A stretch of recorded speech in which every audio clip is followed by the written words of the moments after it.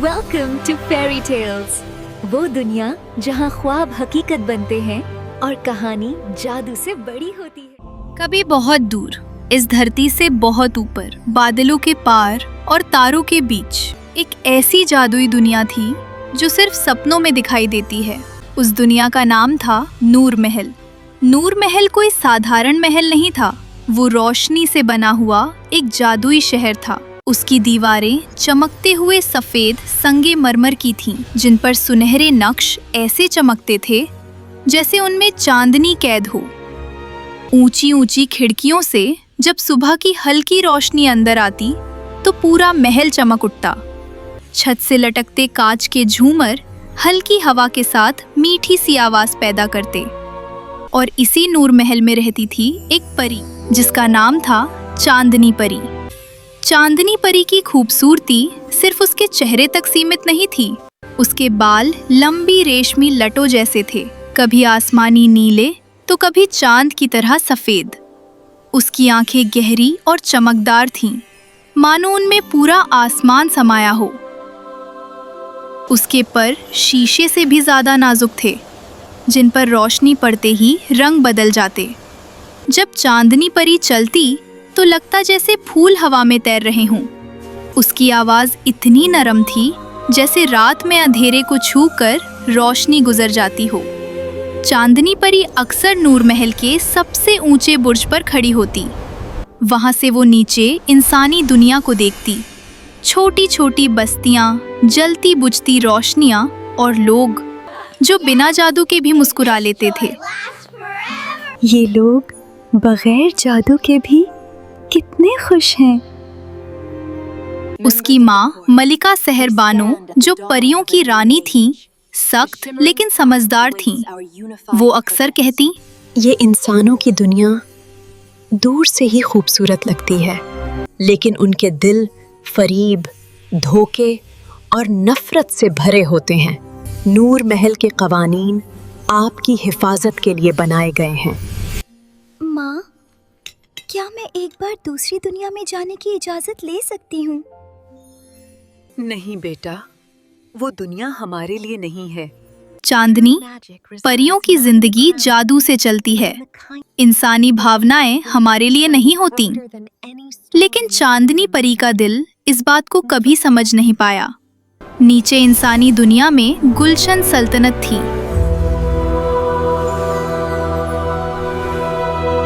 वहाँ के राजकुमार का नाम था शहजादा आरिब। शहजादा आरिब का चेहरा सादा लेकिन गरिमामय था। आंखों में गहरी सोच और बातों में सच्चाई। वो राजकुमार होकर भी सिंहासन से ज्यादा खामोशी और तन्हाई को पसंद करता था। वो हर शाम शहर से दूर एक पुरानी झील के पास आता। झील का पानी इतना साफ था मानो अपने भीतर कोई राज छुपाए हो। एक रात जब चांद पूरा था और झील का पानी चांदनी से भरा हुआ था। ये झील कितनी खूबसूरत है। चांदनी परी ने अपने दिल की आवाज सुन ली। वो पहली बार अपना जादुई महल छोड़कर नीचे उतरी। जब उसके पर जमीन को छूने लगे तो हवा थम सी गई और तभी शहजादा आरिब ने उसे देख लिया। आरिब ने धीमी आवाज में पूछा, आप कौन हैं? मैं चांदनी परी हूँ। उस रात दोनों झील के किनारे बैठे। ऊपर चांद था, नीचे पानी और बीच में दो दिल। वे बातें करते रहे जब तक रात खत्म नहीं हो गई। और उस रात के बाद सब कुछ बदल गया। अब हर रात चांदनी परी आती और शहजादा आरिब उसका इंतजार करता। वे अपनी अपनी दुनिया के सपने सुनाते और धीरे धीरे मोहब्बत जन्म लेने लगी। लेकिन जादू के कानून बहुत सख्त होते हैं। एक रात मलिका सहर बानो ने चांदनी परी को देख लिया। उनकी आवाज पूरे नूर महल में गूंज उठी, तुमने परियों का कानून तोड़ा है। शहजादा अरीब वैसा नहीं है जैसा आप समझ रही हैं। वो एक अच्छा और नेक इंसान है। उन्होंने कहा, अगर तुमने इस इंसान से रिश्ता नहीं तोड़ा तो तुम अपने परियों वाली जिंदगी खो दोगी। आंखों में आंसू लिए चांदनी परी बोली, अगर मोहब्बत की कीमत यही है तो मैं ये कीमत अदा करूंगी। मलका, जो अपनी बेटी की हिफाजत के लिए हमेशा सख्त कवानीन की पाबंद रही थी, मलका के दिल में गुस्सा और मायूसी की लहर दौड़ गई।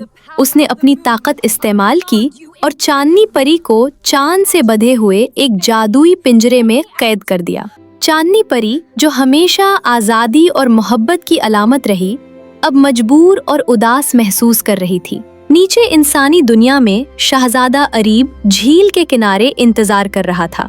चांदनी परी न आई और उसका दिल बेचैनी और परेशानी से भरा हुआ था। क्यों नहीं आई? आखिरकार उसने वो जादुई शीशा निकाला जो चांदनी परी ने पहले उसे दिया था। शीशे के जरिए उसने चांदनी परी की ऊधी कहानी और कैद का इल्म हासिल किया। उसने फौरन फैसला किया कि वो अपनी मोहब्बत के लिए किसी भी खतरे का सामना करेगा। आधी रात में वो तेज घोड़े पर सवार होकर जादुई जंगल की जानिब रवाना हुआ। दरख्तों की शाखें रात के अंधेरे में सरसराती थीं। हवा में पत्तों की सरसराहट थी और झील की चांदनी रोशनी कभी कभी रास्ते को चमकाती थी।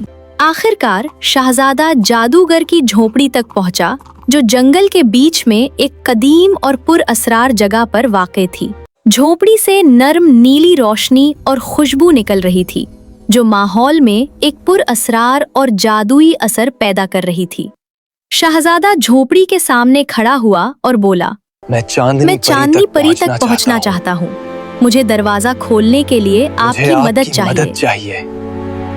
जादूगर ने आंखें ऊपर उठाईं और धीरे धीरे कहा, पता है बेटा, मैं तुम्हें दरवाजा खोल दूंगा, लेकिन ये आसान नहीं। हर दरवाजे के बदले तुम्हें एक कीमत अदा करनी होगी। तुम्हारे पास वो है जो देने को तैयार हो? शहजादे ने फौरन कहा, चांदनी की मोहब्बत और हिफाजत के लिए मैं सब कुछ देने को तैयार हूँ। जादूगर ने मुस्कुराकर कहा, तो फिर ये लो चांदनी का जादुई शीशा, जिससे तुम इसे देख सकते हो। लेकिन याद रखो, ये जादू सिर्फ एक बार काम करेगा और हर दरवाजा तुम्हें मुश्किल में डालेगा।